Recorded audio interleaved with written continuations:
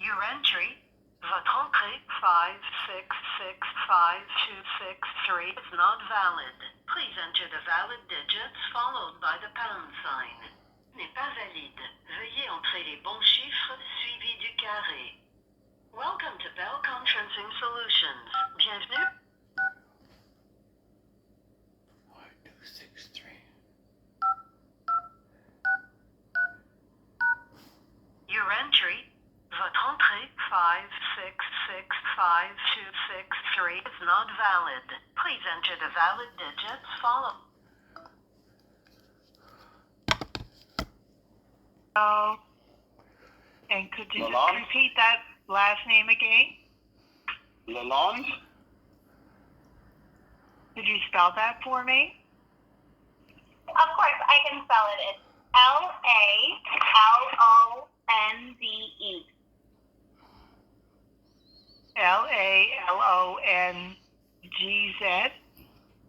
DE, sorry.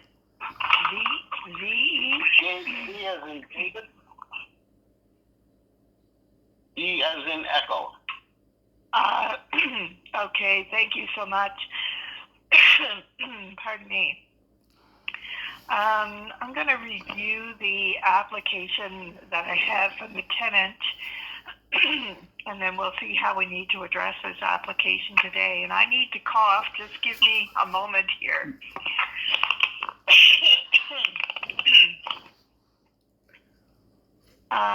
The address of the rental unit is at 39A Sheriff Avenue in Sydney. The monthly rent is $530. This tenancy began June the 6th of 2006. This is a unwritten month-to-month tenancy. No security deposit was required by the landlord for this unit. The tenant has made an application to the director seeking termination of tenancy, and under that heading, there's a notation made to the effect that the tenant is requesting a hearing to dispute the eviction notice based on extenuating financial, health, and program expectations. The tenant has also included in their application payment of money and relief from rent owing. And there's a notation made under this heading that the tenant is disputing the rent arrears and the expectations regarding a rent subsidy. Have I summarized the tenant's application appropriately? Yeah, yes, you have. Yes, Your Honor. Okay. All right, thank you. As part of the residential tenancies hearing process, we do encourage agreements between parties to resolve matters. Is an agreement possible for this matter today? And I'll just ask the landlord if an agreement is possible today. We've gone down that path many times with Mr. Muise. And have not been able to come to any agreement. The only agreement that would be able to be reached at this point would be if he was to pay the arrears and continue to pay rent as it's supposed to be done.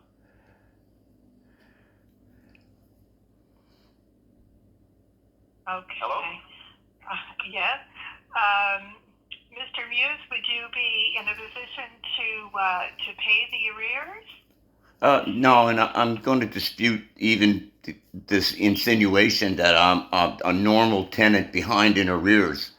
Ms. Breon, I'd like to fully give you an explanation as to my position here in this building in the past 20 years. And I'd like this to be put on record so that it is duly noted that I am a founding participant and member of supporting housing for individuals with mental illness. And the reason that it brought me to this apartment was that when I was 15 years old, I suffered a massive traumatic brain injury by being fatally hit with a hammer. And as God would have it, I was revived at the local hospital in New Waterford, which was brand new, revived by my mother who worked emergency. This is not hyperbole.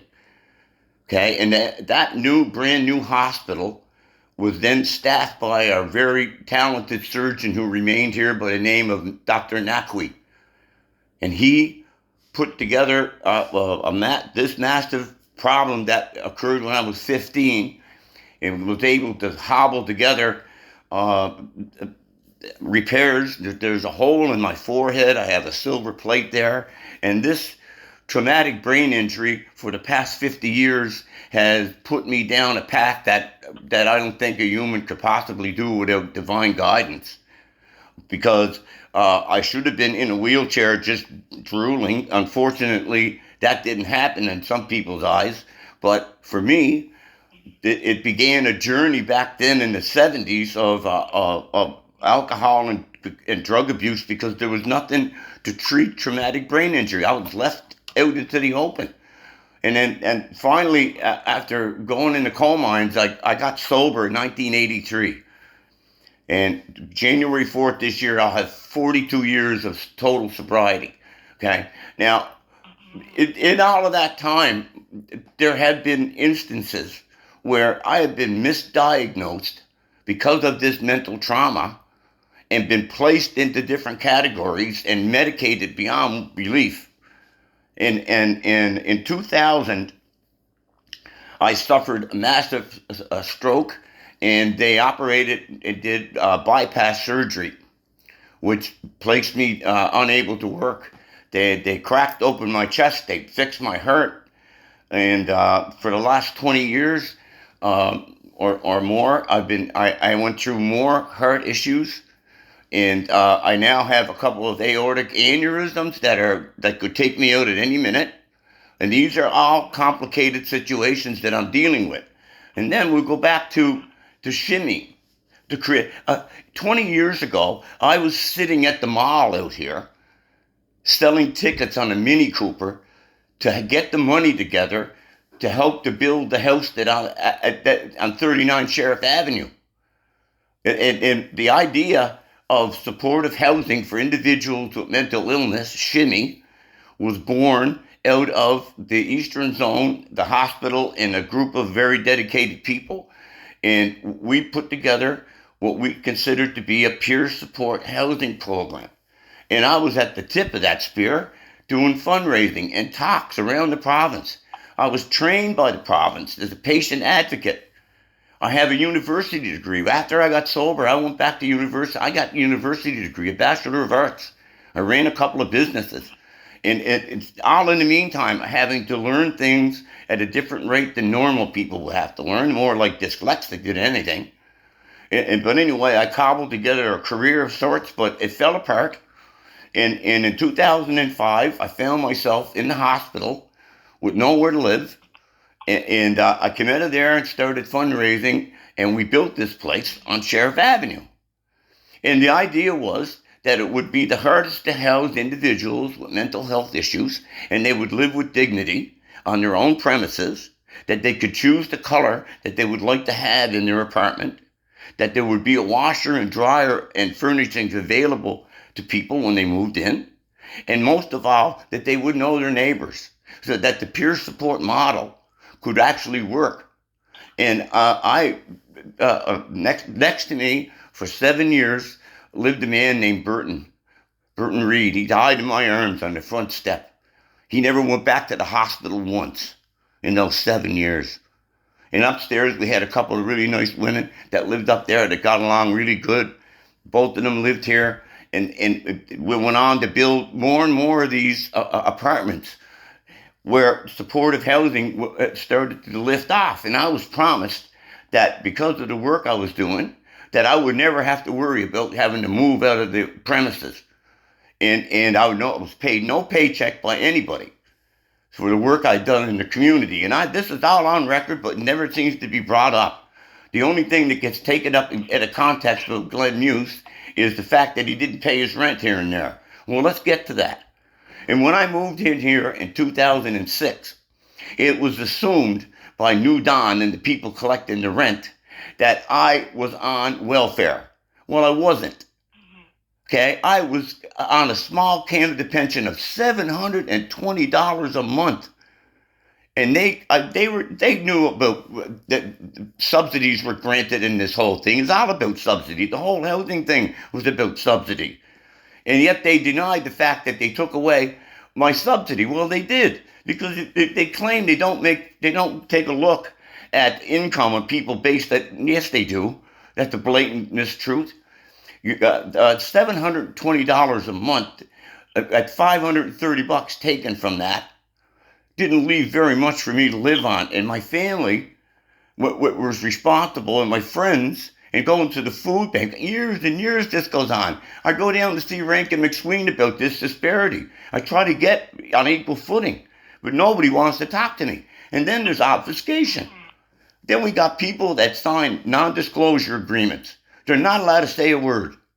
They're not allowed to come here and help me because they've signed NDAs with the province. And now we got New Dawn Enterprises who broke the rules of the road, and they claim that they're all about justice and fairness. Well, they changed the locks on the doors here and had me out for 10 days in a medical condition now that may not be repairable. And they caused this grief and agony to me because they refused to accept the fact that I took the court route to recover what was supposed to be the rent subsidy that they should have acknowledged. They made a mistake. They wouldn't. We go to small claims. That's not tenancy board. And then they changed the locks on the building and forced me to sleep in my car. Okay, in storms. This is totally off the charts. And they're talking about getting back to make some kind of a deal. They owe me money, and they should be charged for what they did.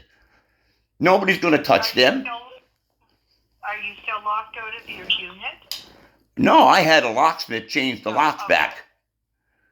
Oh, okay. On Friday night when I could get out of the hospital, I had nowhere to go. Okay. All right. Well, and there was no Form J. There was no eviction notice. Okay. I just need to speak for a moment. The landlord has not filed a counterclaim to your application, and I'm not able to write an order for termination of tenancy at this time on your application. You may withdraw your application today, and if the landlord is seeking termination of tenancy, and what they're saying today is that there is rent arrears owing, then the landlord will need to file their own application. Yeah, that's what I thought they would do. Okay. After small claims. They haven't. They haven't done that. So that's what the landlord will need to do. If they are looking for termination of tenancy at this time, and looking for it for the reason that they've stated here just a few moments ago, that there are rental arrears owing, then that's what the landlord will need to do. That'll give me time to put together my documents. Yes, if they do file, then you will need to prepare for a hearing with the landlord, yes. Correct. That's what was supposed to happen. That should have happened. All right. I don't have a counterclaim on your application today. Excuse me, Sheila. Yes. So we've gone through this process. So we filed the claim with tenancy for the arrears. They didn't get paid. We then took it to small claims, which was the process. So I'm informed using our legal team. We went to small claims. I went to small claims. You didn't. I took you to small claims, Keith. Okay. How long ago? With no lawyer. They hired McGinnis Cooper. McGinnis Cooper. My God, these people are torturers. Listen, Mr. Nicholson, you put a construction crew above my head when I was recovering for 2 weeks. You're a piece of excrement. Mr. Muise, I just want to ask Mr. Nicholson, how long ago was that other application? I don't have the application. March 2022.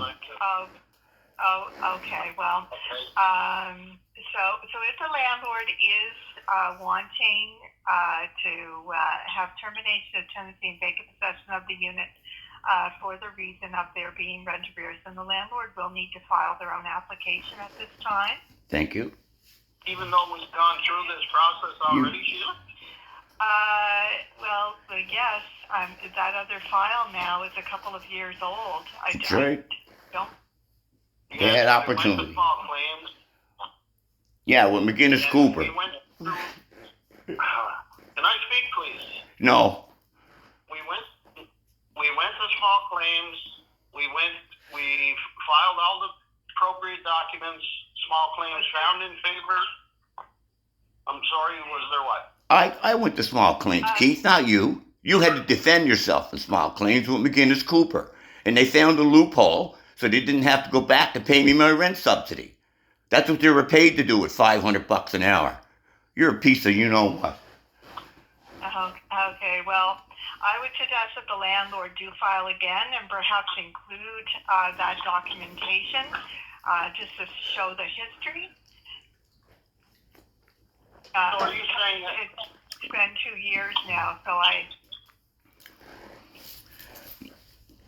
Sheila, you're saying that he can go back into the unit? until there's an order that says that he can't. I'm here. But we had those books. That's why the sheriff's office followed through with removing No, they it from didn't. the unit. They didn't. Your boys fixed the locks. Okay, well, My boys changed the locks, and the sheriff's office was there at the time. With no legal document, no J form. Never mentioned that. You're supposed to serve a form of eviction. What? The tenant's supposed to be there. You're not supposed to clandestinely, like a thief in the night, change the locks while the guy's out. Put me into my car. Sleeping in my car. I got muscle problems around my heart now.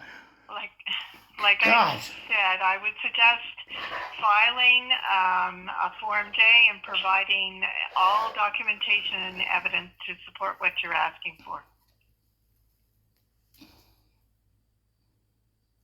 So we have to let them back in until we file this again. I'm here. I'm not going anywhere. I believe so. I don't have anything before me to say that he can't go back in the unit. Okay. Okay. All right. I'm going to let you all go. Thank you. Thank you. All right. Bye now. Bye-bye. Bye.